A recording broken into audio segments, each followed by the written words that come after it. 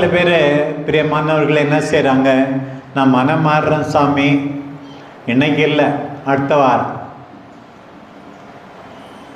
அதுக்கு அடுத்த வாரம், இந்த ஒரு வருஷம் மட்டும் இருக்கணும். இல்லை எனக்கு இன்னும் சின்ன வயசு தான், 25 வயசு தான், 30 வயசு தான், 35 வயசு தான், ஒரு 60 வயசுல நான் சாமியை தேடுறேன் சாமி, 70 வயசுல தேடுறேன் சாமி. ஆண்டவர் பொறுமையாய் இருக்கிறார் நம்மோடு.